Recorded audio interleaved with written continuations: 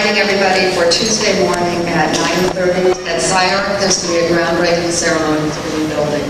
The mayor will be there and some other people from the city. Ted Smith is currently living, working, and teaching in San Diego as an architect and faculty member of Woodbury University. For the past 20 years, Ted and his firm, Smith and others, have been engaged in research challenging traditional notions of rental housing. His interests stem from his observations of changing social structures, basic human needs, and the high cost of living in San Diego. Ted Smith has been the recipient of numerous awards, in particular a PA award in 1997 for the Merrimac project in San Diego. The Merrimac, a winning proposal of an open design competition, is innovative and affordable lived workspace, also the location of the offices of Smith and others.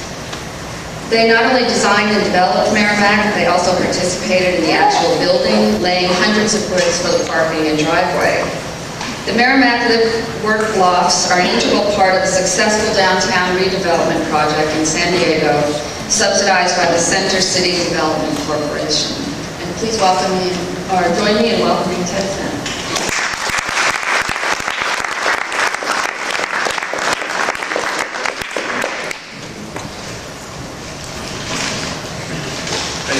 Thanks very much for that introduction. I wonder sometimes where the notes come for those. But yeah, we did lay some bricks. We did some of that. Let's see.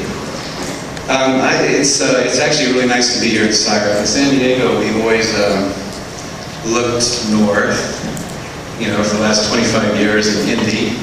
That was a kind of, let's say fraternity or friendship, and the group of people that have been up here who have been really inspiring to us. We sometimes feel that we're in the end of the road there in San Diego. We like to say we're at the entrance to Tijuana, but I wouldn't say that's really true, and that we have a big border wall there, of course, that separates the two cultures pretty dramatically. So it really is kind of a cul-de-sac in San Diego, kind of away from a lot of things, and lots of times we just sort of hide down there and try to figure out what to do. So I'm going to go ahead and just jump to the slides. I can figure out which one's forward. That must be backward. That must be not turned on. Bingo. Bingo. Okay. Maybe I can nod or something. Yeah, maybe I'll just sort of go like that. You can try the other technology here. Yeah, good point. Okay, great. There's something that's not especially romantic about housing. One of the things we do is look at these fantastic buildings and extraordinary formalism and use of materials, and exciting architecture in the magazines, and have done that for a long time, and then kind of get back to what the opportunities are in San Diego. I don't think we have the same kind of clients maybe that are here in LA, and it's a retired Navy town, and there's a lot of restrictions, but generally what is built in San Diego is this kind of suburban sprawl that is not unlike anything anywhere else. It's the same sprawl that happens across the country, and ours is a variety of 1980s sprawl. And there's we build in booms. My practice started in San Diego in Del Mar, which is a little beach community there, and the reality of building for spec builders, or I started basically doing single-family residences, and then we did them for spec builders who build one and sell them. At the same time, we do one for clients. And of course, in the beginning, I thought, wouldn't that be interesting how much better you can do it for a client than you can for a typical spec builder, thinking that clients would be much more open to innovation and fun things. The bottom line is they need to sell their houses at the end, and we might suggest wouldn't it be nice if you made, you know, simple little thing? Wouldn't you like a country kitchen instead of a living dining room kitchen? And the answer is, yeah, I really would like it, but you know, I've got to sell it in the future. So the whole idea of housing is very much contained by these building industry principles that are heavily ingrained. We basically have, every time my memories of being an architect in a conference room with the players in the thing, the developer, the contractor, the bankers, or the market analysts, are that they basically define the reality, and the architects generally are squeaky voices, not well respected in their positions. Nobody really cares what we think in a lot of ways, or they laugh together amongst themselves and look back and forth at each other and roll their eyes when you suggest something to them. And so this kind of reality of the housing industry, which is incredibly rigid and in fact expanding every day, kind of like the liken it to the Thunderbird. You know, it was a beautiful little car in the beginning, got bigger and bigger and bigger. Every year it's puffed up, and you all are familiar with all the reality of how housing got so large and so cumbersome and became so uniform, and all the things that we know we don't like. Sprawling out into the ground, I watched a little string of beach towns from 1975 till now pretty much just become the frontage of huge tracts that go inland 15 and 20 miles in San Diego. And it happened at an alarming pace as we watch these things go on. You know, I don't really need to get into the whole suburban lecture, which is my old lecture. I would talk about segregation of the city and all these sorts of things that I think are pretty well spoken about right now. But I'll talk a little bit more about some other things and what we've done about it. Could we have another slide, please? The most distressing part of San Diego is this sense of impermanence, or the sense that every time you turn around, what you thought you had is going to be gone. There's this sense that this sort of wild cowboy adventure is sort of happening around you with no control at all. You know, ridiculous segregations of functions, ridiculous expenditures of money. It's the classic thing, you drive around, look, they just spent $1 million here, and look what they built. And it's always they, you know. It's a favorite word among architects. Look what they've done. Favorite word among the residents of San Diego. Look what they're doing. Nobody takes responsibility, not the buyers, not the market analysts who are saying they're just reporting what the buyers want, not the bankers who are saying we're just minimizing our risk and building what the buyers want, what the market analysts told us, and not the developers who say I'm building what the developer or what the banker will lend me. So nobody takes responsibility, and I think nobody in fact is responsible, but everybody generally thinks it's not very good.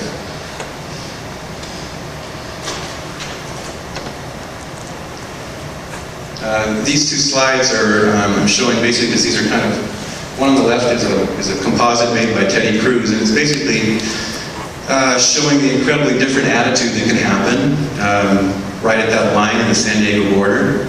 And the slide on the left is actually a painting by Dennis Hollingsworth, who coined, I think, the phrase parallel cities, which I heard him first talk about back in the early 80s, when he was discussing the idea that you could have, there's no way you're going to turn around this incredible momentum of the way housing's built and the way cities are built. But basically there's a parallel reality. You could have a pedestrian reality and a car world kind of reality all existing at the same time, this sort of parallel city. And that also sort of applies to Teddy Cruz's slide here, who's been another real inspiration to me, in the sense that you wonder, how can the building industries be so different? How can the cultures be so different? Well, the thing that I realized is that you can't really convince the developer or convince anybody that the things that architects like, you know, the things that we grew to like at school, the things that we admire, are important to the market, this big undescribed group of people that are the market.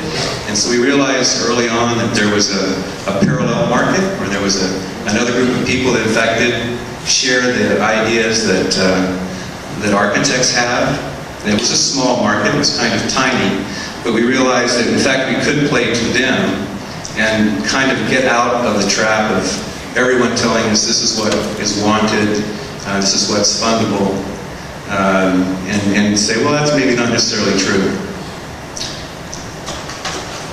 You should lean forward because I got to start going real quick with these. Turn this so I can watch and remember what cue I'm at. Anyway, this was the first project we did. I'm going to show you two projects really tonight. First project where I found myself a developer, not on purpose, but in 1980, interest rates went to 20%. My practice doing spec houses kind of evaporated.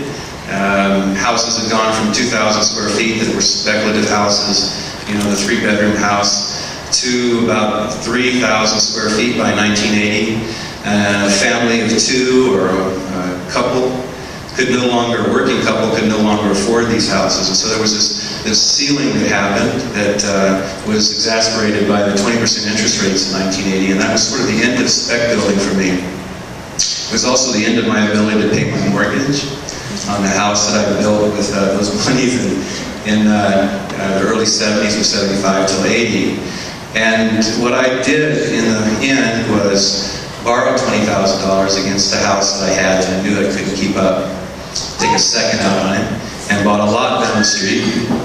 Found a friend who had $10,000. I had an $800 a month payment on this lot, and I had managed to get out of my house an extra 10 in addition. And we both went out and built these $10,000 little boxes on this lot. The idea being, well, we'll put 10,000 bucks up each, we'll split $800 a month, and we'll have a little house. Now this is, the slide on the right is, one of the slides I remember taking to the community groups at the time, trying to explain that there was all sorts of different families and different types of people that would go on and move into these houses. There's my cue. I'll go like, there you go. So this was his first project. It was done in about 1981. And we were trying to rethink some things, saying, okay, no one's telling us what to do now. What's important? I can set my own list of priorities. I've got a budget of $10,000 bucks. What can I build? What's important to me? And, you know, I wanted a brick floor. I needed a place to bathe. I needed some windows. And after that, I ran out of money. So and that was it. So we figured, well, I can build that little box, that little tiny thing for about $10,000 bucks, which we could. And I knew me and my friend would be happy in them. And the picture on the left, you can see there's actually 4 of these little houses in a row. Originally there were 2, the 2 on the end, and we put a roof between them, a la John Portman and his hotel schemes, where he put a roof between 2 high-rises and build this huge atrium for little money. We found that the roof between the 2 boxes was there, and then we thought, we can sell the space between the 2 to some other buyers.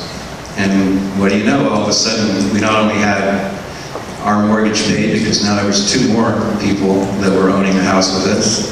They were now paying $800 a month. And we had 4 of these little units on this lot. Now the trick to this was, part of the redefining what was important was, well, we didn't need a kitchen. That didn't seem as important as having a tall room. And certainly if you didn't have a kitchen, you didn't have to pay the price of a multi-family lot. And then we could start playing loopholes. And this is sort of the beginning of the game of loopholes that we've gotten quite interested in over the years. But generally these houses were shared houses. We'd have 1 kitchen, and this little house had 1 kitchen, 4 suites, or 4 of these rooms. It had a bathroom and a front door to each one. So you had your own door, you had your own bathroom, but you had to share a kitchen. As a result, we could build them on an R1 or a single-family property. And of course that meant that the property was valued as a single-family property rather than as a 4-unit property. And that particular feat, I think, reduced the potential the most. So these little houses were $400 a month in 1981. You could walk to the beach and the ocean view. And it was right behind a row of restaurants that had all the food we needed to eat. And that was fine. On the left you can see some pictures. Also, I had a lot of time at the time, so I would not only draw a picture of the building I was working on, but I'd draw pictures of the whole adjacent world around it and wish that it was something more than my little project. You can see the actual building on the right, and we figured out, hey, we can add 2 more of these units on this lot. that was when I started becoming a developer. Started realizing this is great. I can actually now have a free house and some income. And there seemed to be a whole ton of people that were really happy to live right there on this little stretch of beach in Del Mar, behind this commercial strip that was stringing along Carmel Valley Road, where there was this little restaurant row. So that worked pretty good for us, and we were drawing these kinds of pictures as we started trying to imagine this little colony of suites expanding out from the initial house. And here we are with the addition of the extra 2 units we put on later. And the picture on the left is showing, imagining it sprawling or going across the street and starting to form this chain of buildings. Next slide, please.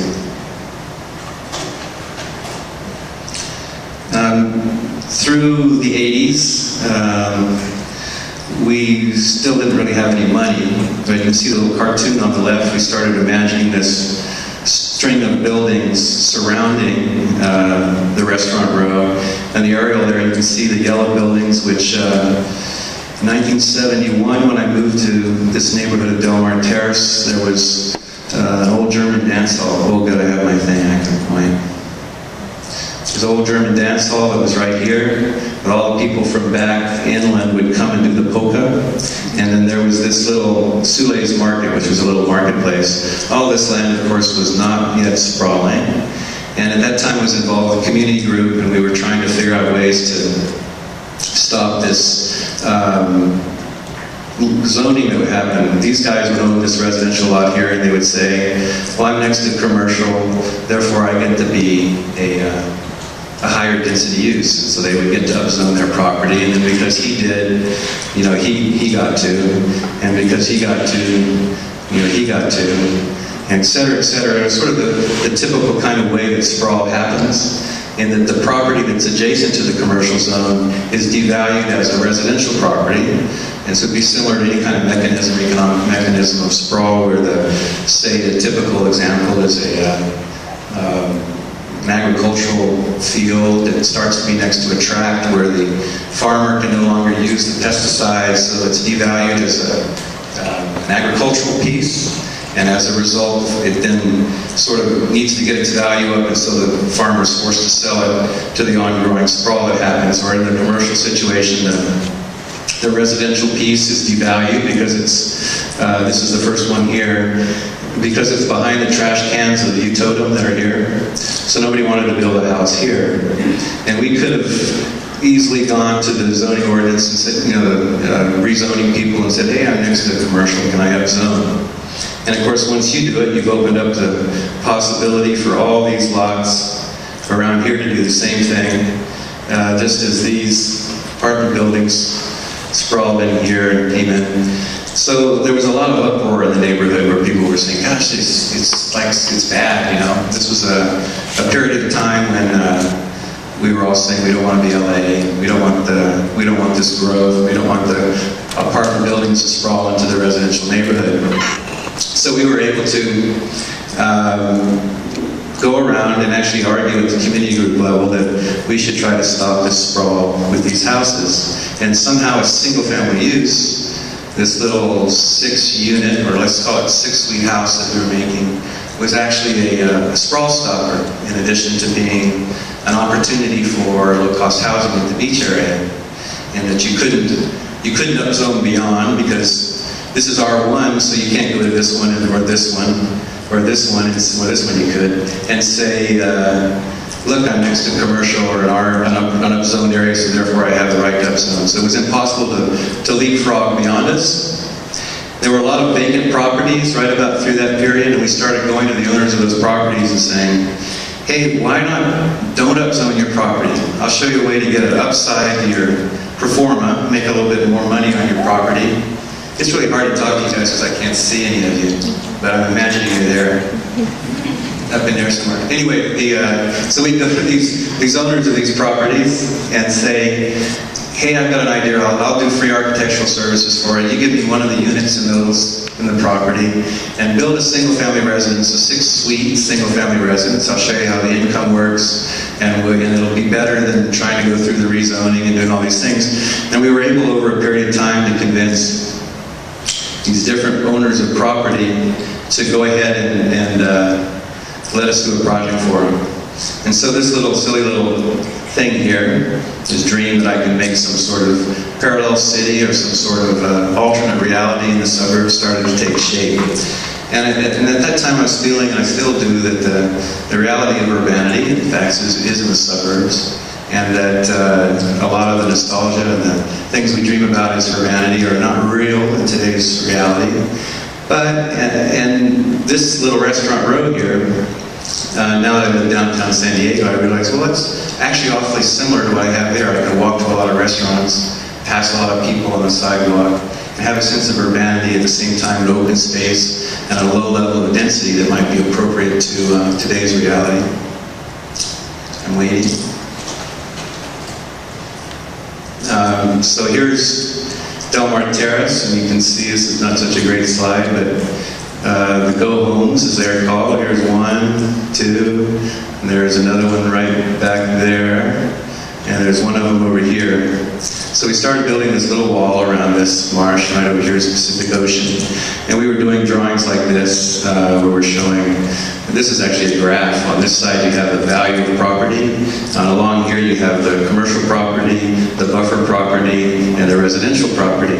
So if you took this curve, you can see this dip in the curve right here. That's the depressed value, which sucks the sprawl back in onto the commercial zone. And what we wanted to do then was try to figure out a way to make this blockade. And we thought these little buildings, which by the way were owned by all these individuals, in a ridiculous thing I didn't understand at the time, you had to resell things. So they were partnerships, where in fact the houses were owned by a group of 4 and 5 people who each put their $10,000 up.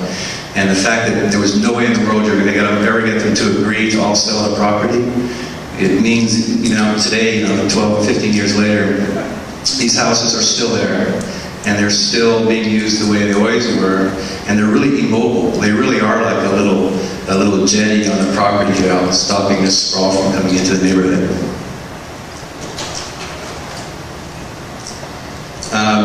This one was one of the ones we built. Again, I wish I'd been sharp enough to realize I needed to make it exactly like a jetty. Might have been more hip, might have gotten a little more coverage in the press. But this was something like the idea. Another slide, please. So the jetty is a commercial. The original go home behind the commercial zone. The Via Felina go home. Next slide, please. And then finally we did this one. Excuse the reference to something old, I know that's not hip anymore. This is about 1987. And what happened is the German dance hall I told you about earlier used to look just like this. And they had kind of yuckified it, built a bunch of bumps on the front with gardens, and you could no longer see this sort of grand face on the building. Of course, you only had a 30-foot height limit. This is the suburbs, after all. And so we kind of made this three-quarter scale building that looked like it was 3 stories high, because we had this sort of dream of this huge hard edge on the marsh. And this really infuriated some neighbors. And then I learned a little bit about politics over the next few years, as we had what should have been a wonderful guy, Peter Navarro, running for mayor at the time, and he was a environmentalist. He went by no LA, San Diego kind of slogans. And he had to build a political coalition, so that his coalition ended up being all the wonderful people you might imagine in the environmental movement, stopping the sprawl, worrying about all those issues that we're so familiar with and that we ally ourselves with as architects. But he had to have a coalition that was big enough, and he figured the one that would work for him was the property rights people. That not in my backyard people don't drag down my property values, which is really like the whole other end of the political spectrum. But he put the two together, and he used our building as a rallying point. In fact, it was on all his posters as saying, "Stop this thing," from happening. These things are sprawling into your neighborhood. They're ruining your neighborhood. There's a bunch of hippies living in them. The houses up behind here were, at this time, $300,000 or $400,000 houses, and these were also $300,000 or $400,000 houses, but they had 6 owners, so they were $50,000 or $60,000 houses. And we had, so we had, this became this rallying point. And I remember one time I went to a community group meeting at the time where I was presenting my little wave drawings and stuff and saying how this is stopping the sprawl.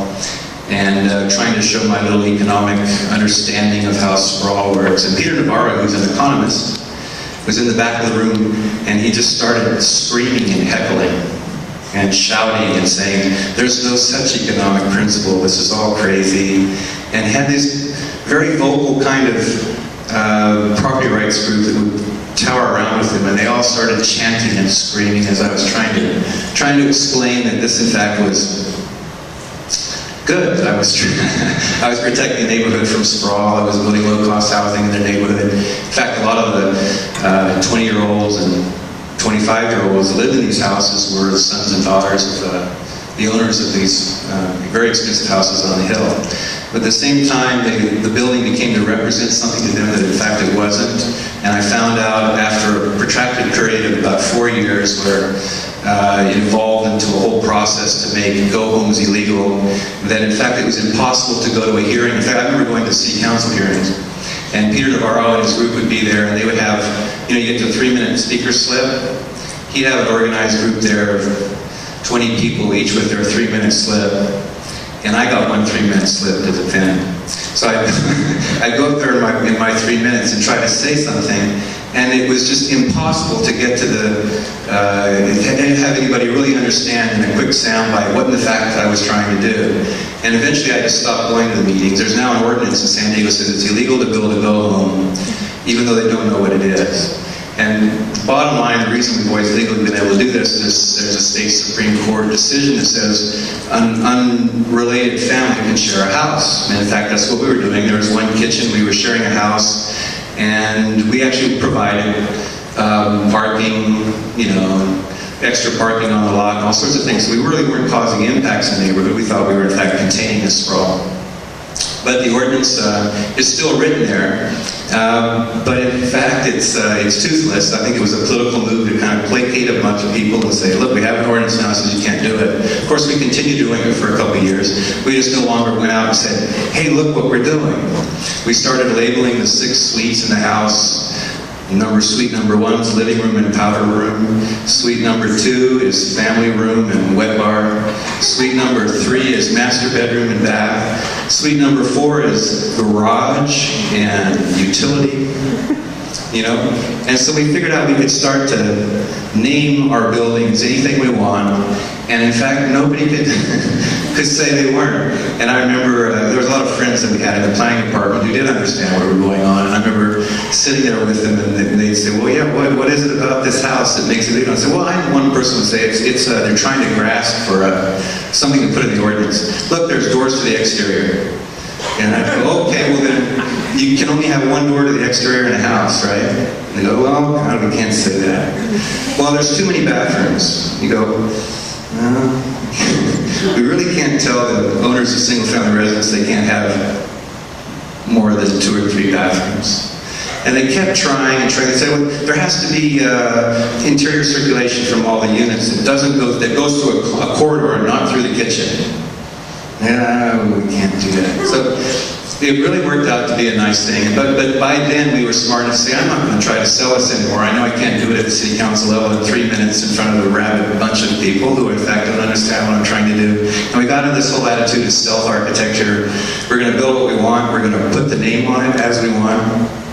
But the big benefit of this was that we realized the banker doesn't know what it is either. By putting these titles on the building, we were able to go to the bank and say, I'm building a single-family residence, living, dining room, kitchen, 2 bedrooms, a bath, master bedroom, garage. Oh, I go, they'd look on the plans, they'd see those words. They don't know how to read the plans anyway. And we started being able to finance these things. Well, this was a big breakthrough because prior to then we had been doing it primarily with cash and a lot of labor.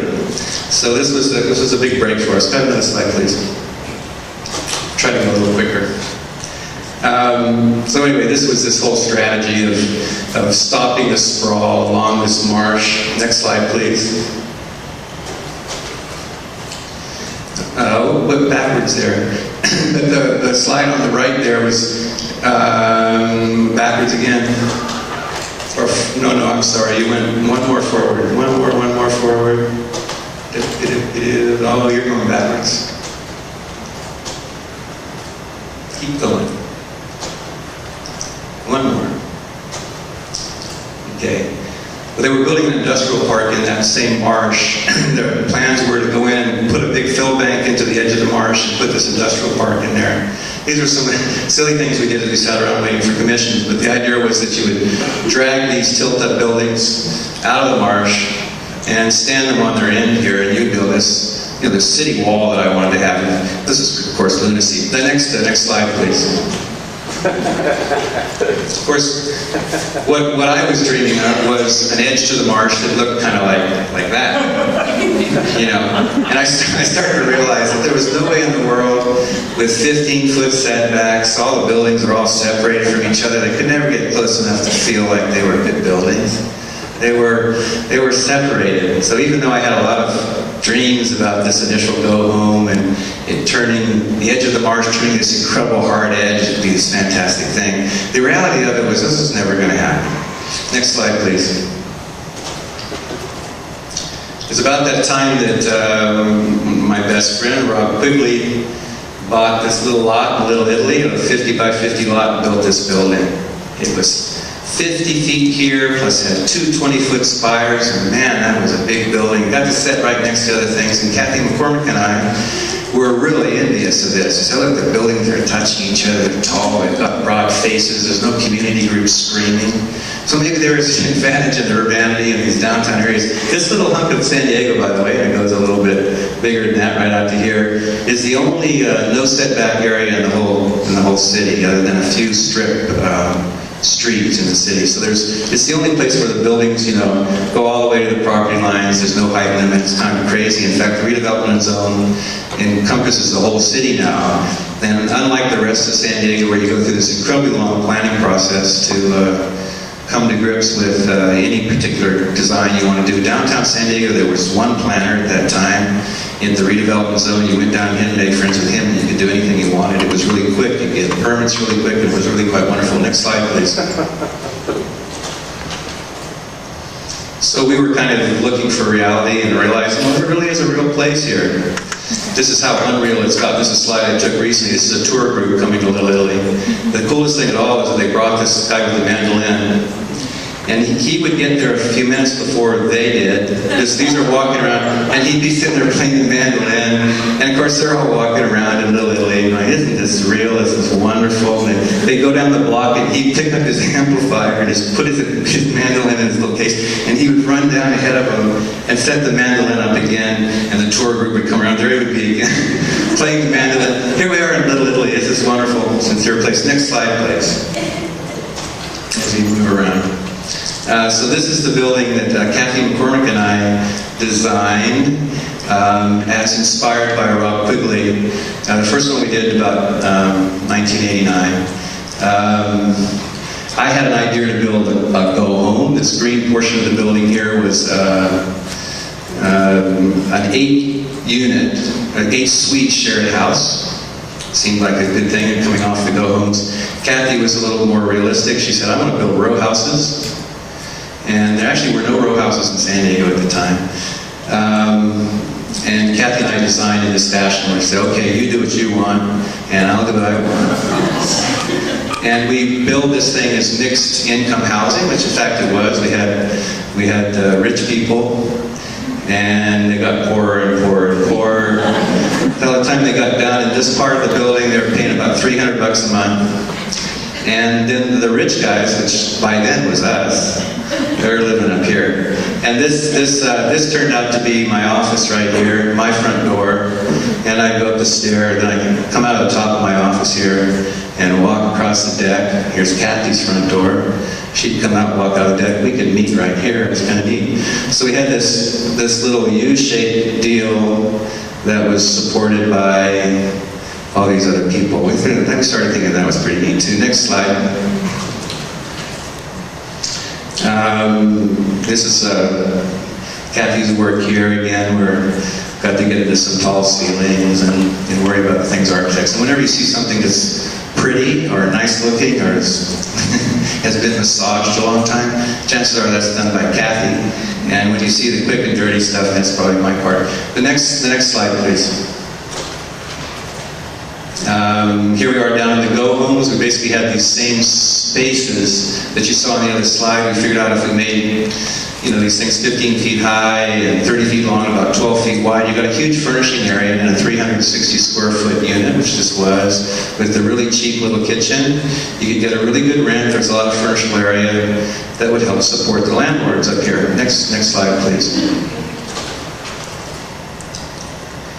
All right, this is going to jump to some other stuff here. At the same time, we had another recession right about then. When we finished the 9th and Beach project, Kathy and I said, everyone's going to run to us. We're going to have a practice downtown. Of course, we severed our ties in Del Mar, and there we were downtown. Had another little recession in the early 90s, and I started teaching and entering competition. This one for the LA South Central competition, where we were, as usual,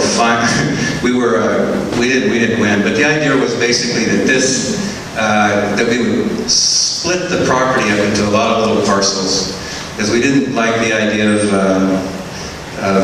building a project. It seemed really horrible to build a project. And the idea, what should happen is that the redevelopment agency that was doing that project said actually give land to the different people and have them come invest in, build 4-unit apartment buildings, which we found were a really easily financed vehicle where you could easier than financing a single-family residence is a 4-unit apartment. And any of you all are out there trying to wish that you could own something yourself. A 4-unit apartment requires no income on your part, which was our state. We never really had much income other than enough to pay the mortgages on the buildings. But the banks won't lend you money to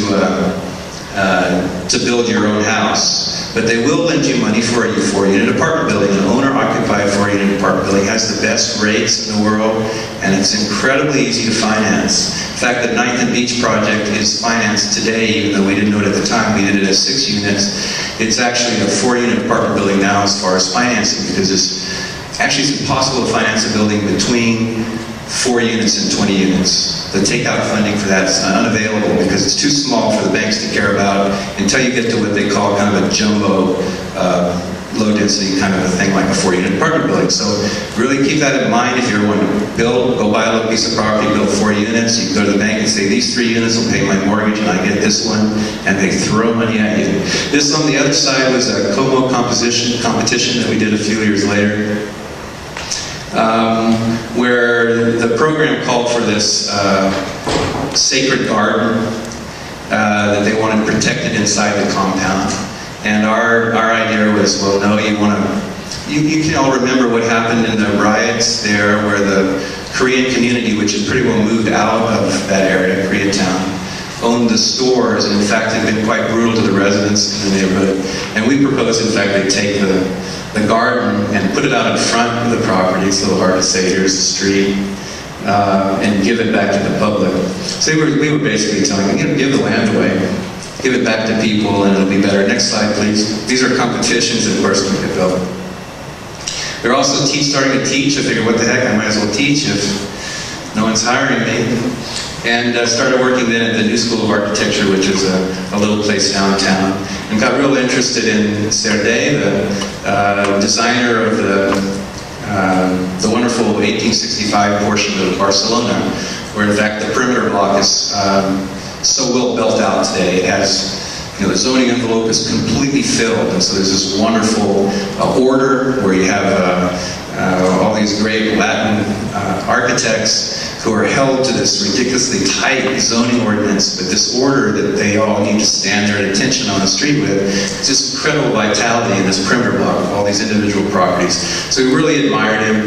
We realized that our little blocks were very much like Barcelona's little blocks.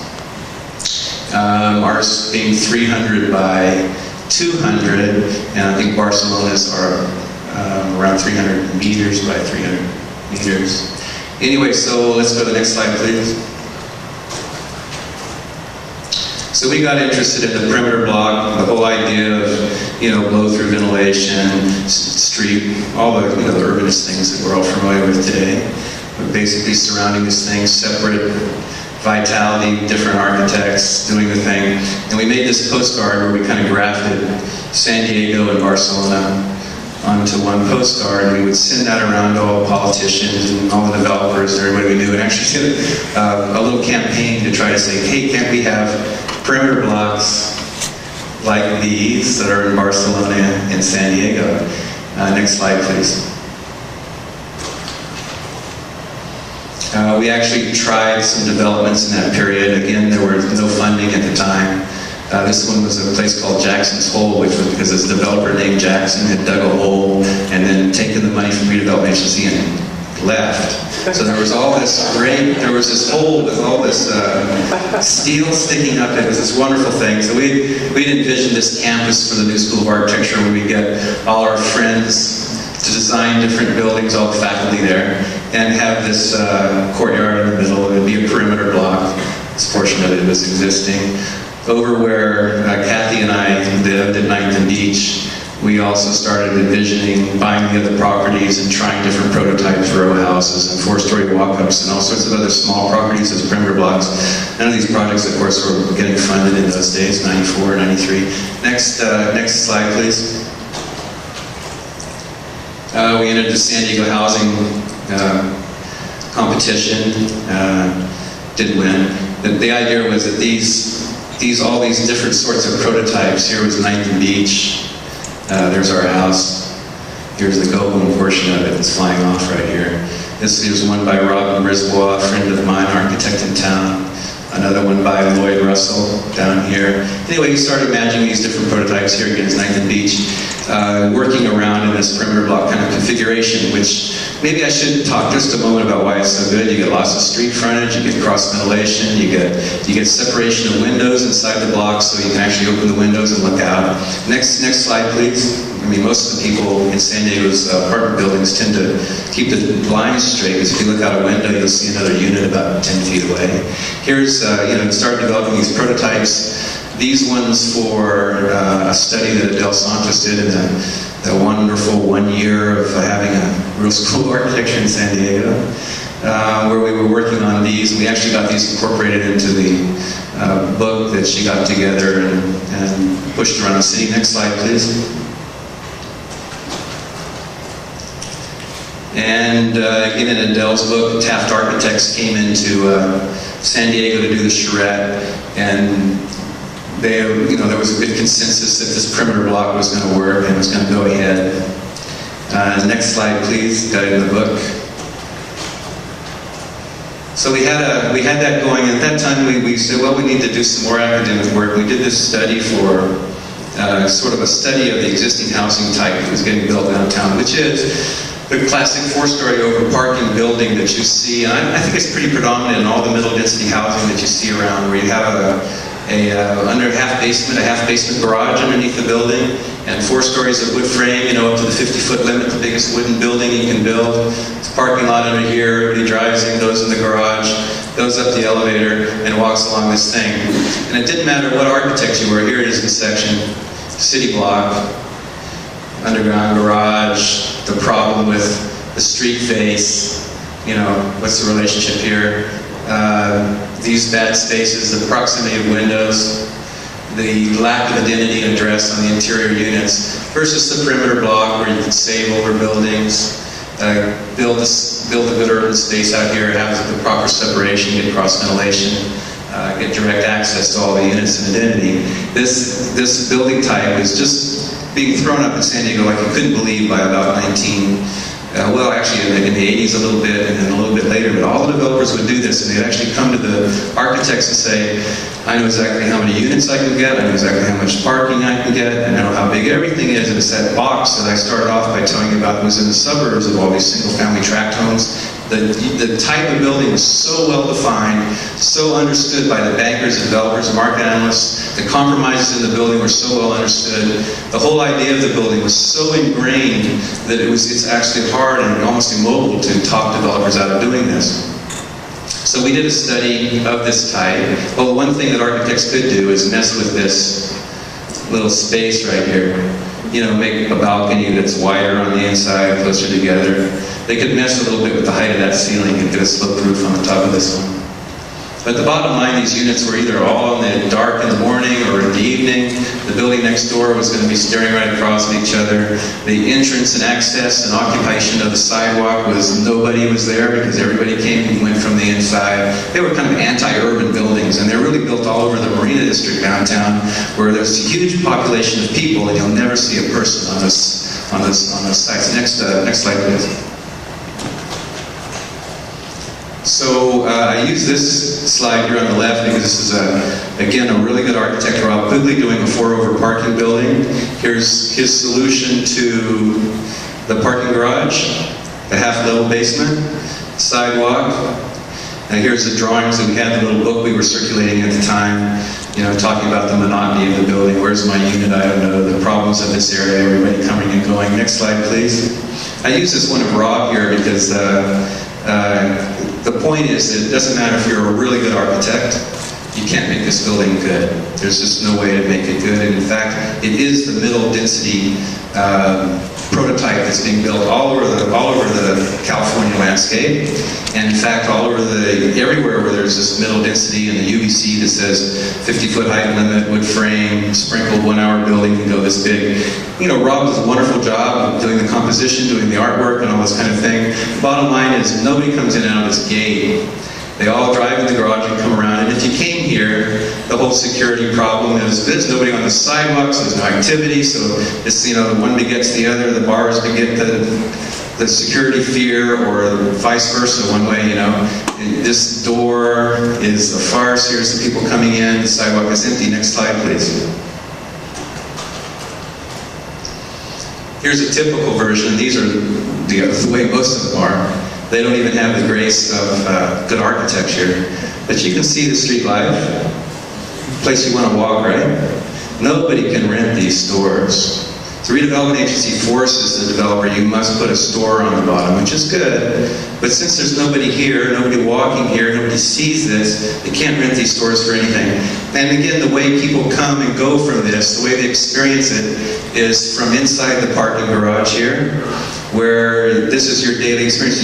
You try to talk people in the suburbs in Southern California to move to an urban situation, and you say, come downtown, it's vibrant, it's wonderful, there's theater, of course, which there isn't in San Diego, there's all this wonderful urbanism. People going, what is it? And the bottom line is, in the suburbs you have light, air, ventilation, privacy, good schools, right? So you're trying to compete with that stuff.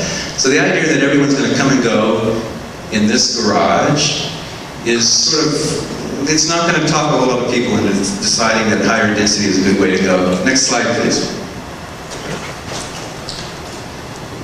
Here's another one of these beauties. I hope nobody designed this here. This one is, again, here we go, the underground garage, no entrances. Sort of feels dead, doesn't it? And then you walk along this hallway. These are really fun because these are wooden buildings. You walk along the hallway, you can hear the floor going like that. You can hear the air conditioning machine going, and you walk along scared to death that someone's going to walk out of a door. And you might actually pass them because they're narrow enough that it's, how we don't know how to even promenade on the sidewalk anymore, right? We don't know how to pass people. We don't know how to look up. The only public etiquette that we really understand is that when you pull to a stoplight, you do not look at the driver to your left. And I think you all might notice that. If you ever pull up, look to the left and decide as you're turning your head whether you're going to get shot or not. It's the whole idea of, do you turn your head up? How do you see? Do you acknowledge? Do you not? Do you look at the ground? What do you do?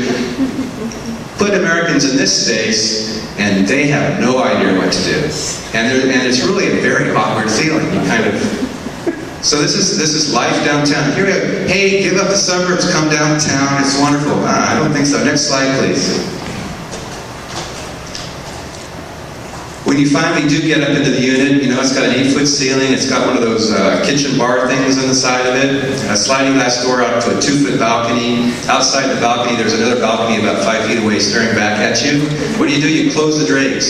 So here we are in San Diego. Wonderful light, wonderful city. Everyone's living downtown in the dark, walking through these corridors, coming out of these garages from sidewalks with nobody on them. And it's either dark all morning or dark all afternoon. They're one-sided. And these are really miserable units. And I don't care how good an architect you are. Maybe on the 4th floor you get to do a little bump on the ceiling. The bottom line is that they're not very good. So we started thinking about, what if you take the same volume, you stand it on its edge here, what does that do? Next slide, please.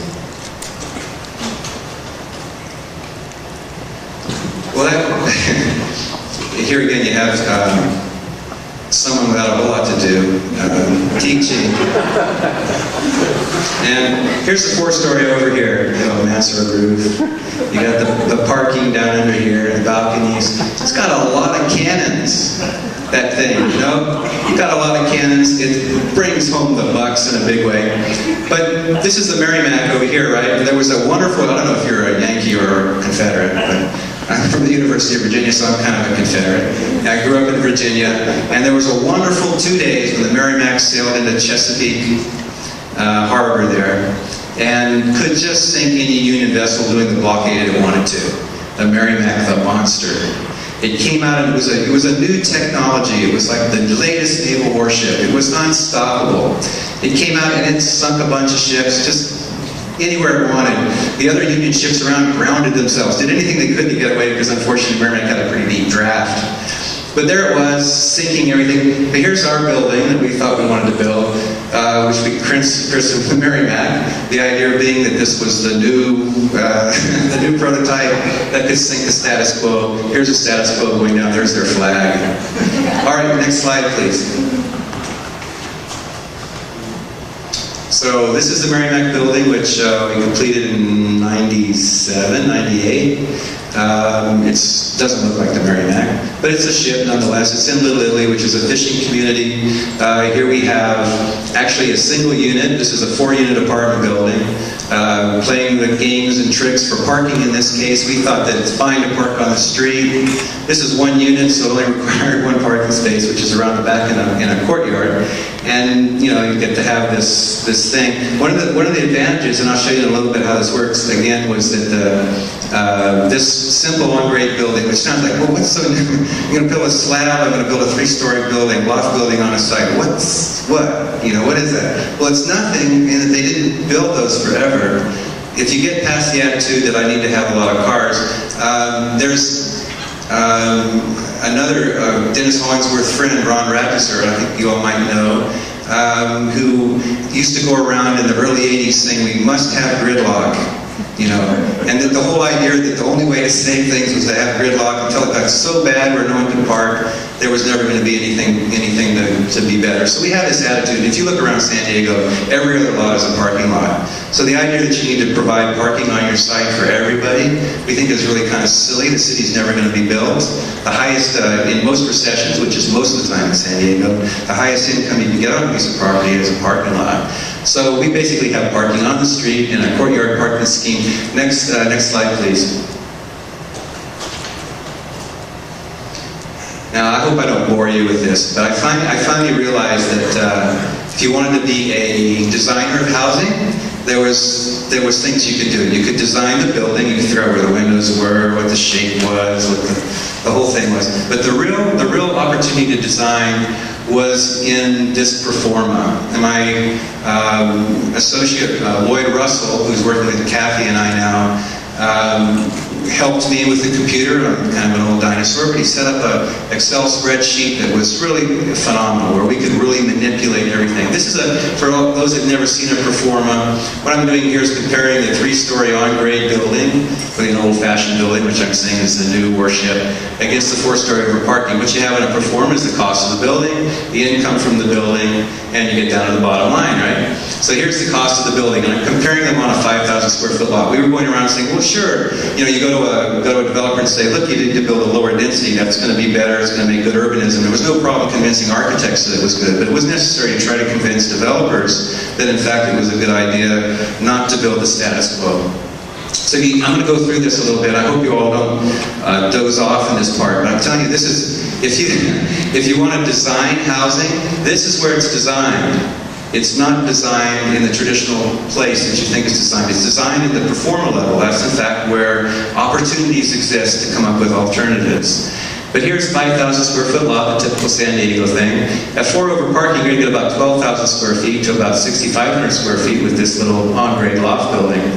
Ours could be type 5 sprinkled. It's a little bit cheaper than type 5 1 hour sprinkled. You get a total base cost here. You know, that building's $600,000, this one's $350,000. And then you have our parking lot. We had a little parking lot in the back that costs about this much. They had a parking garage, cost $110,000 there, as ours is $27,000. Then we put in all these extras, tall ceilings, big windows, masonry fireplaces, roof terraces, a whole bunch of things. They put in the standards, no extra, you know, for these costs, and elevators, big cost, and got down to the cost of these two buildings, which again, this one's a little bit more than this one, quite a bit more. And of course they don't care because they're going to come down to the income side. Gross square footage, here's the 12,000, here's the 6,500. And these are like 1995 figures, by the way. But this 2.5% of a walk-in building, so there's no hallways or corridors to monitor, there's no interior space. Every bit of the building is leasable, which is a really critical thing.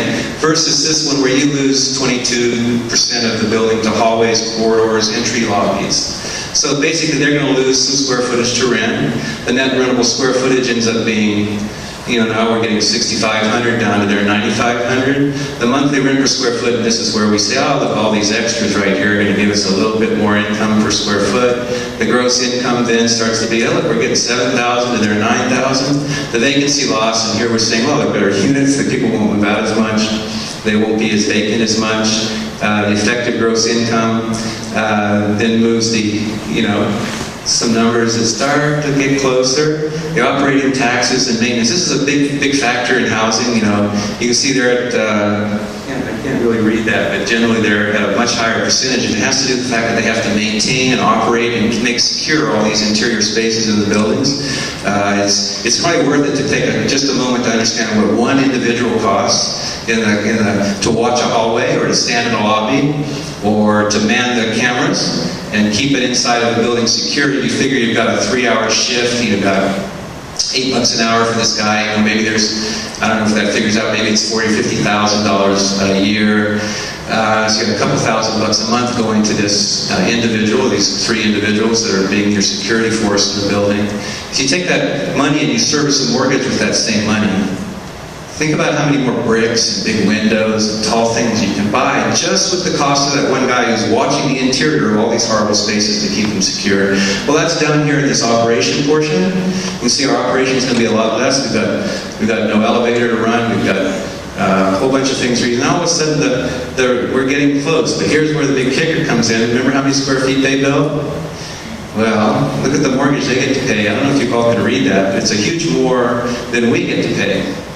And in the end, ours makes money and theirs loses money. In 1995, the reality was you couldn't build a 4-unit over parking building. We were in that recession at that point because it didn't make enough money to pay the bills. But this simple little building sitting on grade, parking on grade, again, reordering the priorities of housing, in a sense saying, I don't need to house my car, I don't need to build these different things, I need to turn this thing upside down and look at it in a relative way, led us to the idea that here's the Merrimac sinking, not for architectural reasons now, but for developers' reasons. It makes more money. It actually makes more money to build a lower density building than it does this 4-over parking building. Next slide, please. Oh, we go back to this. Oh, this will work. No, stay where we are. Go on back to where we were. Sorry. Again, the parking court on the interior of the perimeter block ends up being where the cars are. People are walking in and out of here and parking on the street out in the front. These are some of the early models of the building Kathy McCormick did, the one Lloyd Russell and I did, the one that Lloyd Russell and I developed and Jim Brown designed. And that's another slide, please. Another one. The Merrimac from the back side. Lloyd and I actually poured some concrete. We thought we were being, you know, this little slip form thing that we did. There's 4 of these little columns in the back, and while the mason was building the rest of this, Lloyd and I laid these 2, and he would build a whole bunch, and we'd kind of get this much, and we'd get this much. We were really slow, but we got it done. We got to play with some bricks, and the other thing about, again, the on-grade building, a lot more money to spend, doesn't have to be made out of stucco. There's a lot more money to be made. You can build it out of substantial materials. Maybe there's a little permanence that comes with it. These are the bricks that in the introduction that we sat on our knees for 3 weeks placing. You didn't have to have an asphalt parking lot. There's plenty of money for bricks, brick wall. And I was just in other cities recently showing this slideshow, and I said, look, it's made out of bricks, and everybody yawned. They go, it's made out of bricks, wow. I'm like, isn't that great? And it's amazing how different cities are. But generally, in San Diego, there's no such thing as housing that's not made out of stucco. There just doesn't exist. So here we have a steel structure, a masonry structure, all making more money than the big stucco thing, with separation and all of these architectural features. Next slide, please. Again, we got front doors on the sidewalk. There's no operation. Next slide, please. And then here's these tall units. They're about 350 square feet, a little bed loft, a pretty minimal kitchen, and just a tall space. Spend all the money on this. A steel window, right? Big window. Spend all the money on tall ceiling, a little masonry on the inside. So it's a kind of a funny thing. Here's the little doors. You go straight into your house, and this is our office up there at the top, which was the kickback. The next slide, please. Inside this little 300 square foot unit, we decided, we had money to build the biggest fireplace in the world. So here's this tenant. Price has gone up by this in 1997, paying about $800, $750, $800 a month, and they get the world's largest fireplace in the world's tiniest little unit. We got masonry and steel inside. Next slide, please.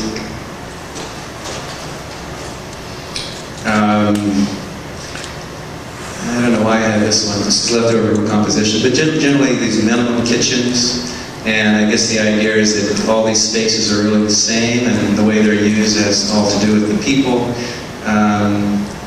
Next slide, please. This is a big deal to me. Don't look at this part where I didn't figure out that this cool designer sink that I was stupid enough to buy meant that the angle would end up crooked. Really made me mad.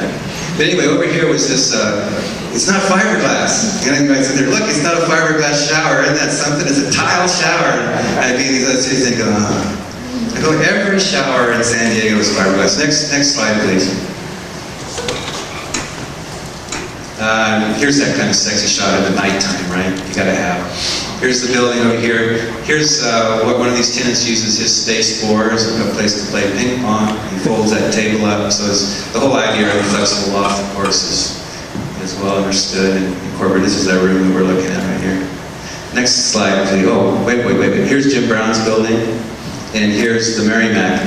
When Lloyd and I were doing the performance for this one, we were looking at two on-grade simple buildings on 5,000 floors, on small lots. And so they were both the new ironclads. We call ours the Merrimac. His was the Monitor.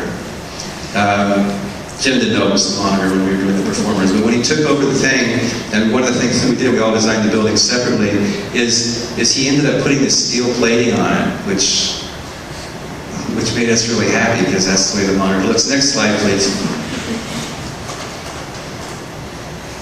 And Robin Brisbois, Jim Brown and Robin Brisbois, by the way, were partners in a lot of the go-homes with me back in the 80s. And this other advantage, of course, of having small buildings on grade, not where you have to dig a big garage underneath it for openers and build that huge infrastructure and have all that huge cost, you can actually save old buildings. This building on the left is 120 years old, which makes it one of the older buildings in San Diego. In fact, I think it's maybe one of the oldest wood frame buildings still standing in San Diego that Robin was able to save. The next slide, please. And you can see the three Smith & Others buildings that we developed in the Little Italy block, which I'll tell you about in a little bit. Jim's 4-unit apartment building, our 4-unit apartment building, and Robin Brisbois' 4-unit apartment building. And we really were pushing this 4-unit at this time. We didn't want to get mixed-use financing. We just went to the bank and said, it's a 4-unit apartment building. Unbelievable, they don't even come out and look. Anyway, so this we were able to save the little store. Robin put this little hat on it. And there we have the Monitor, the Merrimac, and the Harbor Marine Supply that Robin did. I won't go through all these plans too much, but there you go. Again, the suites from the go-homes, 1, 2, 3, called 1 unit. It's 2 suites called 1 unit. You know, clear space, a couple of mezzanines. up on the upper floor, again, 1 unit, which is really 3 units. And playing that loophole for the 4-unit financing, which is a point lower than the regular financing for a more important building. That 1 percentage point on your loan is the difference between stucco and masonry itself. So that, all by itself, is worth playing the 4-unit game, putting these interconnecting doors between the units. Back when I initially did the go-homes, there was a lot of social scientists, and that's fantastic. You're making these wonderful shared opportunities for people to live together, and they all get in the kitchen, and they probably bond and do all this stuff. And I'd let go along with that, but the bottom line was that we were looking for a loophole, and what we really wanted to do is make these completely independent and separated, and that's the case here. After the financing's in place, the banker never shows up again, point the little door there, and you have a separate unit. And I don't feel bad about that kind of thing at all. I don't think anybody really should, because the financing, in the end, what the bank's going to do, they're going to take that loan, and they want to make it look like every other loan they have, and then they're going to package it and sell it in bulk to another lending institution. And at that point, it just becomes a blip in the field of 4-unit apartment buildings. If I felt that, in fact, I was creating any extra risk for the banker, I would feel bad about it. But the bottom line is I think I have less risk for the banker because I'm going to actually bring in more income on this 4-unit apartment building. Actually, when you get them appraised, you actually take a hit because you can't go in there and say that this is a living room, bedroom, is how the banker would see it. That, they take a hit because you can't really rent a 2-bedroom thing for as much as you can rent 3 suites. So the appraisal actually takes a hit, but you can come back and do wonders again with all the advantages, the financing, the parking, the whole angle. Next slide, please. Again, the 3 buildings in Lilly, Smith and Others buildings that we did. And the next slide, please. Okay, well, this is probably really getting to the end here in just a second, but I can't do it without this other story. There's a whole other story that I think has to do with authenticity and the reality of this small-scale building in today's corporate reality. You know, everyone's familiar with the sort of fake reality that we've got now, where everybody tries to make things look small, but they really aren't. You know, that whole kind of in San Diego, there's a place called Seaport Village that they make look like it's an old place that really isn't, or Horton Plaza looks like a bunch of buildings that really isn't, or everywhere you look you'll see a developer breaking up the facade, trying to make it look different and all. And I think that in order to have a real authentic small scale, you really have to have buildings be authentic, separate parcels with different owners and competing interests. So these were our partners on the Lynn development. We wouldn't have won that competition either if it hadn't been for Jonathan Siegel, an architect developer, which a young man that I admire quite a bit, and this guy Mike Galasso, who was Rob Quigley's developer. Everybody in that project was an architect developer except for Rob, who was way too pure to do that. He would never be a developer. Well, that's not very fair. He's done development for himself, but in this case, no, he's going to have the bad guy who wanted to build a 4-over parking building. Okay, next slide, please. And then this is me. This is the block as it started, and you have to kind of think of this as a war between competing interests for it to really take on an authentic character and quality. By the time we were invited to be a part of this competition, the original boundaries of the competition were this. Quigley and Galasso had staked out the best corner. We're going to build a 4-unit over parking building. Jonathan Siegel wanted to build row houses down here on the back with an alley down the edge. And they invited us in, just in case 3 developers he wanted to do the whole block, that we would get this portion. Next slide, please. Really green. Well, over here on the right, the first thing Galasso did after we entered the competition was he attacked. He came over his bulwarks here and charged onto what we thought was our property. Now, he's the big heavyweight, the reason that we had a chance of winning. He hadn't done much of big projects. So you can see our forces were scattered. We didn't know what to do. Kathy McCormick went around his flank here and kind of attacked him from the side, but the rest of them, Robin came in and says, okay, I'm going to take the 1887 building, we're going to keep it. Because they expected me to tear all, like they did, tear all their buildings down. And I had nowhere to go. It's like, darn, there's nothing left for me to have. So I had no choice but to attack Jonathan Siegel, which you see right here. Lloyd and Jim Brown, Lloyd Russell and myself, we said, let's go after Jonathan's property. As long as Galosso's taking ours, we'll go down here and try to take us some of Siegel's property. Siegel was younger and not as powerful. Next slide, please.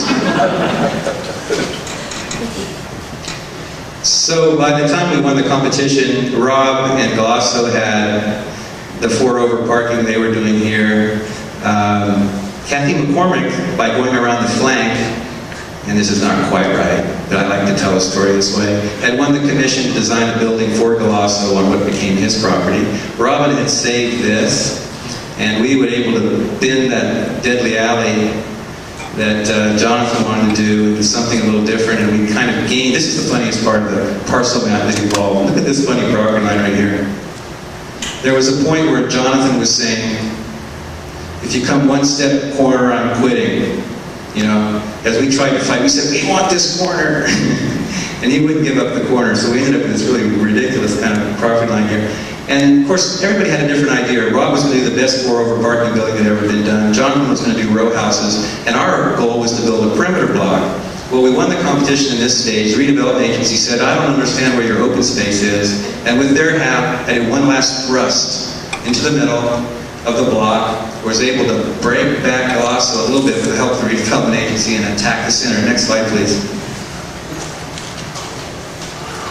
And this is the way the competition was won, with Rob's 4-over parking building, Jonathan's row houses, the Smith and Others buildings, Kathy McCormick's Smith and Others building with Galosso as a client. You can see the alley here. There really isn't any open space, but we had a little parking court on the inside.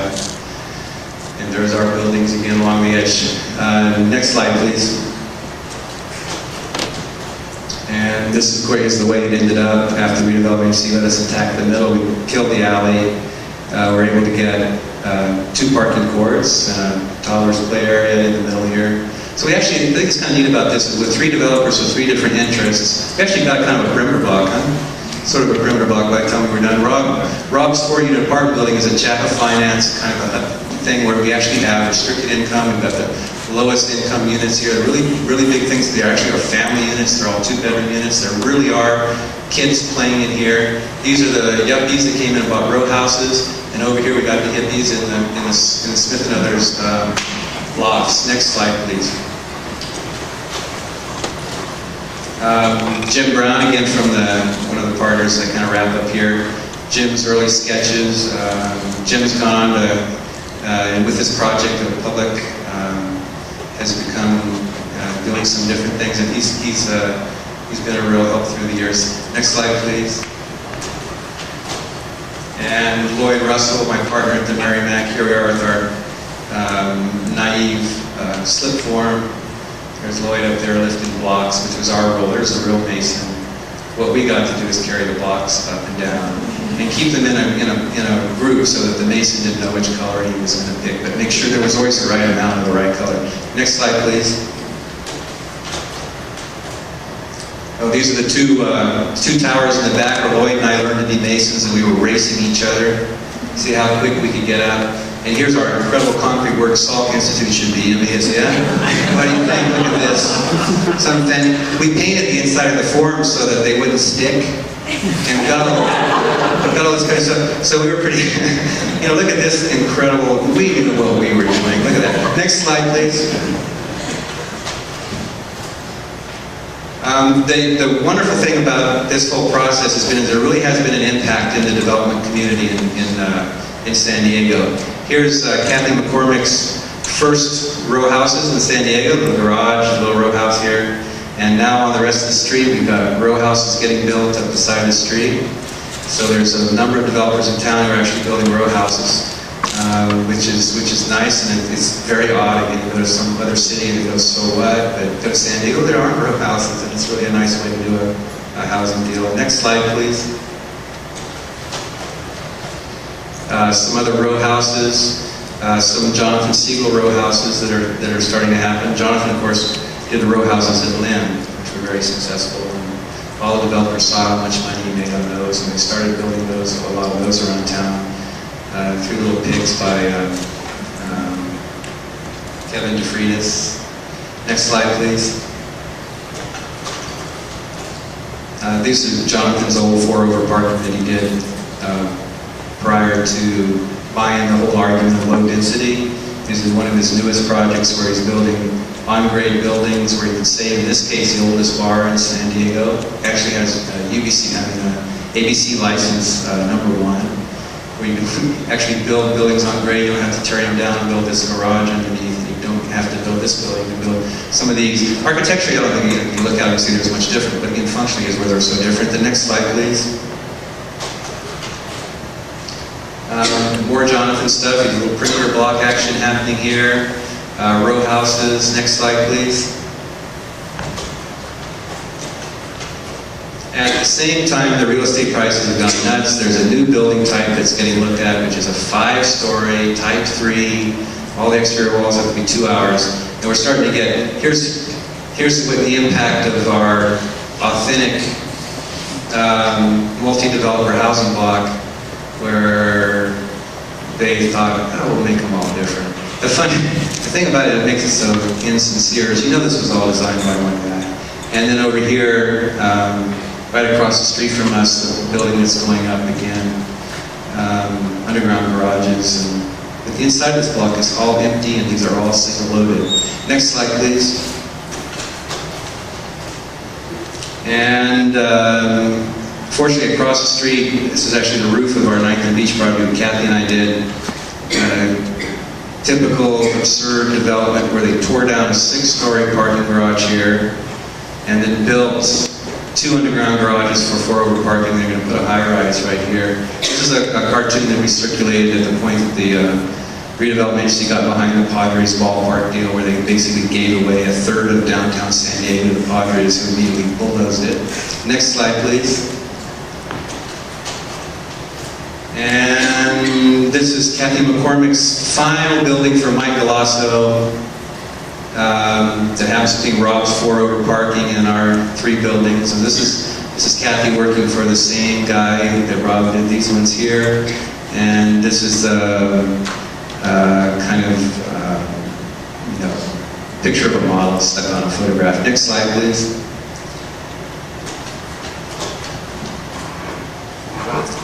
Kathy's putting these checkerboards and everything down. I'm glad she does. Okay, we call this one the lighthouse. In the center of this is in the center of the Lynn block, of the competition block. Next slide, please. And here we have it in construction. Kathy's little on-grade building. And from the courtyard, here's that play area there. There's her building coming in the back. There's Merrimac in the background. This addition we put on the roof. It's actually a high-rise next one. Next slide, please. Okay, these are the last things I'm going to show. This is the project we're building now, where we're fighting against those higher densities that are coming from the Type 3 buildings. And so we're still taking a perimeter block prototype that gives us 100 feet out of a 200-foot block. So we have, again, the on-grade building here. But what we're doing, driving through here and parking on the roof in the parking garage and putting the people in the parking garage. And we figured out this is working out pretty good, because one of the things we learned about over here was that half the people are young and they're playing with their computers all day and they keep the shades drawn. So one thing happens when you become a developer is you start getting a little slippery. And we figured out that underneath here we didn't really need much light. So we got this 60-foot wide thing with these loft spaces back underneath.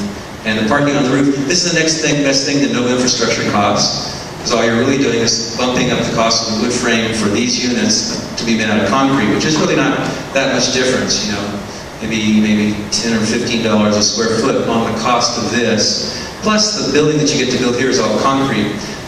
Next slide, please. This is the model of the Merrimac Building. Again, Kathy's putting these checks on everything. So this is like 40 units, and the goal here was really to say, how can I express 40 units, be sincere? Here's that parking deck, here's the units back underneath, and the drive-through, and the roof terraces, and that kind of stuff. Next slide, please.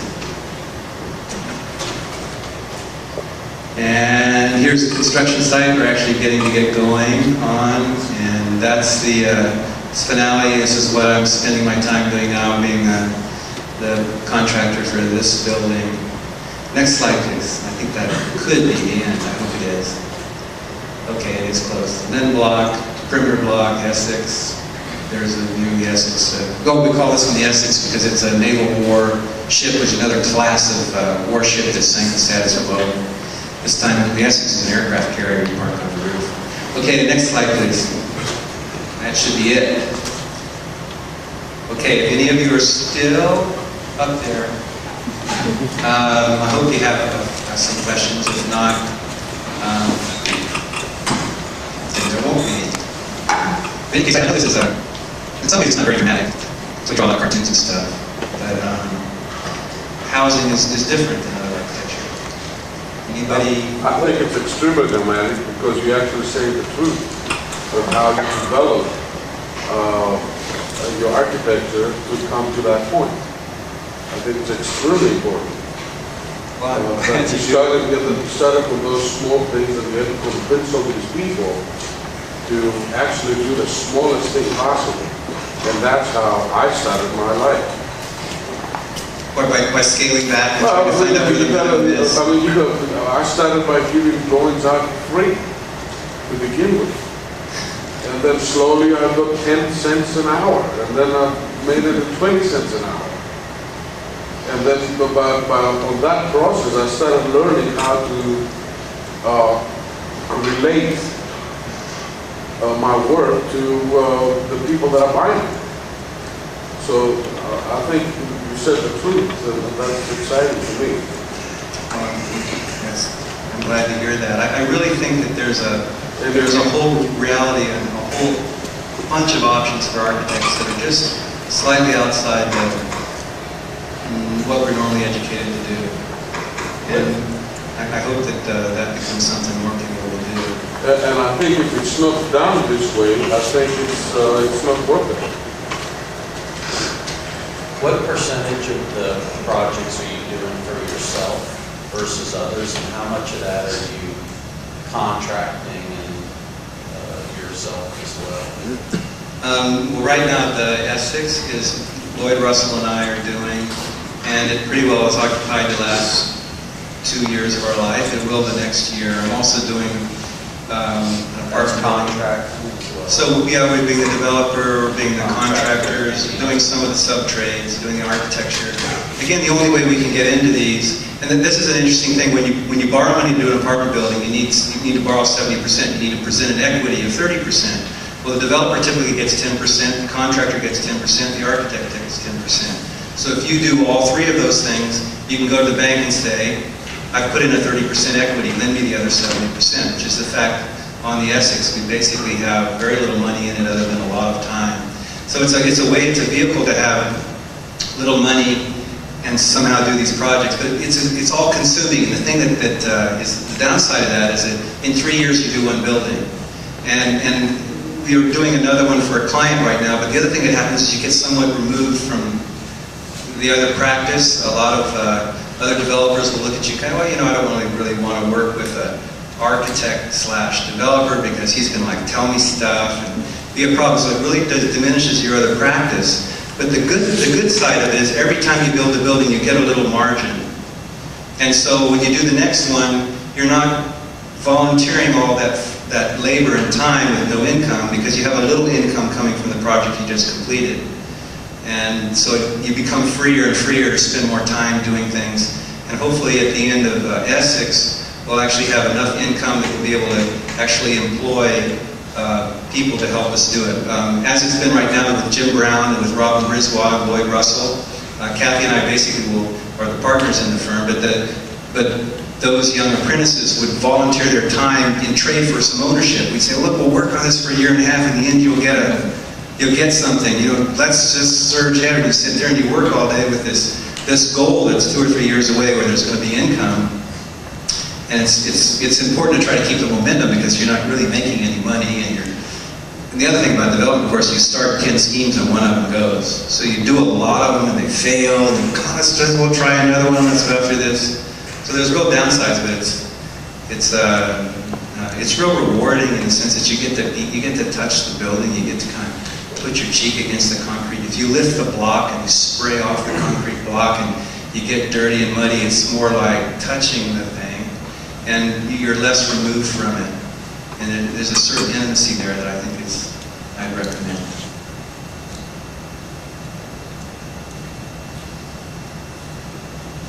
So how do you deal with the liability issue of if you're a contractor and architect, and the architect, if anything goes wrong, no matter what, it's going to be a problem. Do you carry insurance for that, or you just have that built into your loan? Well, the good thing about that is that if something goes wrong, then the owners, which are us, will sue everybody, which is us. And then we'll go, gosh, there's nobody to sue. You know, we keep these properties, so in fact the liability is really small. In fact, a lot of the buildings leak in a lot of ways. We're not very good builders. They're not condominiums, you know. And so there's a sense that, well, these silly compromises we make too, you know, no closets, tall thing, and funny steel windows, those kinds of things become possible because you don't have a liability. You don't really have a liability because you're to blame for everything. And if it doesn't work, it's your fault, and there's no one. So everything's rental? They're rental. The original go-homes were all for sale. And other projects have been somewhat, ownership. There'll be a partnership always. The name Smith and Others indicates the fact that I can't do anything alone, and the others are the partners. There's never a way that you can kind of do it yourself, because there's not enough you. So by coaxing other people to be partners, the others, then so it's all a function of partnerships, and other individuals are willing to take the risk with you and work the year and a half or 2 years or whatever it takes to get some reward. And honestly, there's been some others who have not been able to stick it out, and projects don't get anywhere. And some of these things. So there's a lot of risks involved, and that's part of the game. But it's a rewarding way to play. What knowledge are most architects lacking in order to do development? I think the main thing that they're lacking is an understanding of how easy it is to be one. And that's a little bit of an overstatement. One thing that you need as the buildings get bigger is a guarantor, a cosigner. And that's a big, ugly reality of development. The bank's looking for a secondary source of payment. So if you bust, they can say, I don't want your stupid half-built building or whatever. I want that cosigner to give me the money back. So you have to talk somebody into having the confidence in you to cosign that loan. So that's the hardest thing. But beyond that, I think as far as being in education, I think the thing that you really isn't taught is there's not this sense that this can be done, that you can do this. And again, the way we sort of stumbled on it through recessions and not having to do it was the only way I would have ever gone about doing it. I did development spec houses with developers for years. And watched them, I'd work hard, get that architecture fee, and then have to get another one because I paid my mortgage with that. And it just felt impossible to get there. But once you start kind of falling into it, you start to realize that there isn't too much to it. And I think that there's development is taught in a lot of schools, and typically it's low-cost financing that you'll find in development schools. But I think what's really important is that just the will and the belief that in fact you can do it without money. You need to convince somebody, and you need to start small and move forward in order to be able to convince that cosigner. But I think it's really a matter of just saying, it's not hard. The fact that we did it in recessions, I think is more evidence of that. In fact, there wasn't any building. And so I think it's, there's not a whole lot to really learn. It's eighth grade math and a lot of kind of belief in something, the fact that there's a market that maybe will agree with you, that you kind of build a certain confidence. Yeah, I can do this. So it's really about building confidence, I think, more than anything, and not so much about the performance. Is eighth grade math. It all adds up. There's a bottom line. So you went to development school for 2 years. What would you learn? How to make a forma. Well, anybody can take a forma and copy it and know how to do it, you know. So it's more like realizing that you can. And I think everybody can. The other thing that's really rewarding is a lot of architects in San Diego who are developing now, and you know, and have done it before us. Rob developed that first building downtown himself, and there's a lot of young architects that are bringing the perspective of architects to development. But again, development can be a nasty thing. It can kind of suck you into the dark side. And I'm learning more and more about that area. But you know, as you get, you know, there's certain things you start going, I'm going to back off of that nutty idea. I'm not going to do this particularly. I need to, you know. So there is a dark side that you have to worry about. But I think if you had an education like the education that is typical in so many schools where you develop the heart and soul of an architect, where what I love is the buildings, the masonry, the stuff of architecture, you develop that love, so that you have that love as the basis of what you're doing, so that you don't lose sight of what the goal is. There's a lot of developed architects who also become developers, completely lose track, I think, of the architectural goals as you start to realize that there's money there. It's kind of a compromising thing. There's also a downside, I think, to being a landlord. We found that owner occupancy is key to having that not be too ugly, and that you know everybody there, they know you're there, and you know, you're hoping they're going to send you a rent check so you can send it to the mortgage bank, you know, send it to the guy. So you do become a little bit of a rent collector, which is a little bit ugly also. And I think it's something that you have to kind of, it's a trade-off you make. You know, you're going to say, well, do I want to be an individual who collects rent on housing, the basic need of humanity, right? There's something that's a little slimy about that you just basically have to come to understand and take as a trade-off for having the control to build the building that you want to build. But other than that, you know, kind of feeling like you're comfortable in your suit, you know, there's not any special knowledge that I would think that you need to learn. It's more or less just sort of doing it. I think if architects don't do that, then they leave all that for the contractors, and that's the worst. Because that's what we're experiencing, I'm experiencing lately. And I think it's our responsibility to take that away from the contractors. I think architects should be the developers, and they should hire subcontractors and contractors. Well, in that regard, I'd like to emphasize again the idea of parallel cities. And what that means to me is that you're not going to change the world, you're not going to change the way development is made, but within the reality of today's development, there are avenues that are possible. And that's sort of it's a little stream of alternative reality that you can kind of slide into. All the political stuff that I've done, a lot of it, you know, where we're sending brochures off to city council members or looking at forced forever parking buildings, sending them to developers saying, you know, this is not what you should do. I found that my whole political attack on the potential problems of what housing should or shouldn't be have been really pretty ineffectual.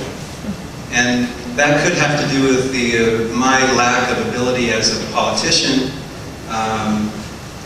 which is also one of the reasons I've got a small architectural practice. I've never been very good at bringing work into the office or convincing other people so much, unless they're like-minded already.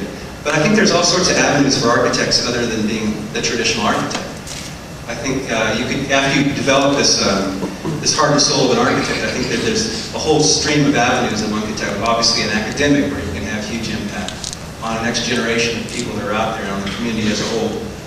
As a community activist, working in the bureaucracy and planning departments, there's a guy named Paul Curcio and another one, Mike Stepner in San Diego, that in the late 70s or early 80s initiated a lot of wonderful urban planning rules for downtown San Diego, that you must build the wall of your building within 5 feet of the property line. You have to have the wall of your building encompass 100% of your property line aside from driveways. You must build at least a 30-foot street wall. You must have a doorway within every 25 feet into the building. You can't have opaque glass on the sidewalk. You know, it's just simple little things, but they're actually in the City of San Diego ordinance now. And these architects, who in fact have had that impact, I think to me it's an incredible way to kind of somehow push the agenda that we all understand as architects, but that general building industry sort of scoffs at. So as a politician or as a bureaucrat, as an educator, as a developer, even as a contractor, I think there's all sorts of ways. You'll hear often about design build, which we do. We develop design build, but design build in effect has a huge impact on what people do also.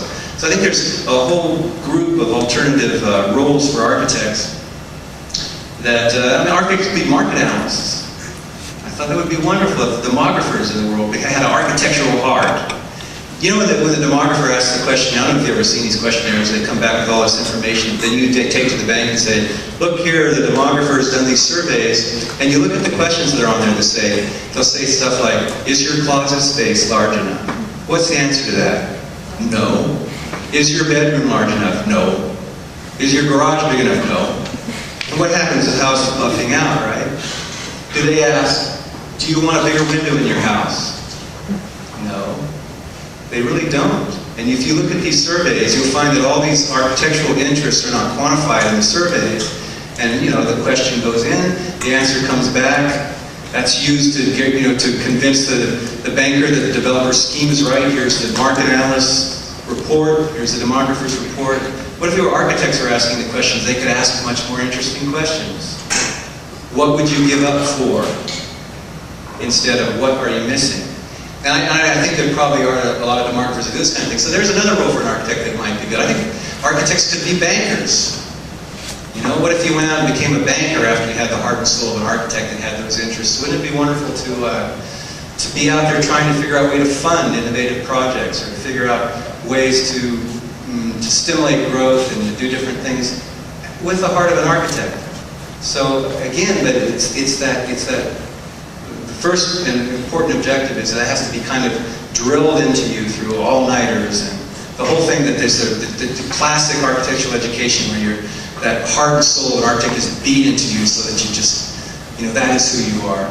And then you're giving these other tools, maybe after that in a graduate kind of a situation where you learn, maybe in just 1 year, because I don't think any of these things take a huge amount of time. It's more of the will to do them. And I think we can have a big impact, on the housing industry outside of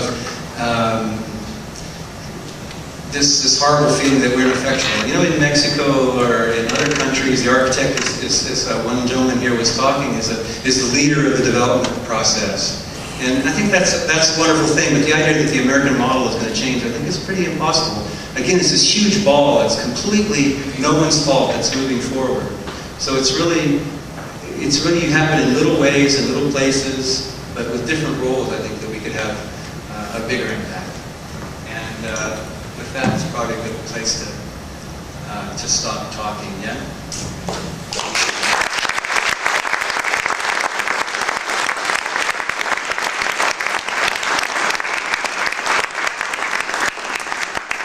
Thanks very much, and a really pleasure to be at SCI-Arc. I love this place. We've watched it for a lot of years, but damn. And that big long thing that you guys have got? Wow. Fantastic. What a bold move, huh? I don't know who the nuts have done to do that, but my God, what a bold move. I think it's incredible. Thank you again.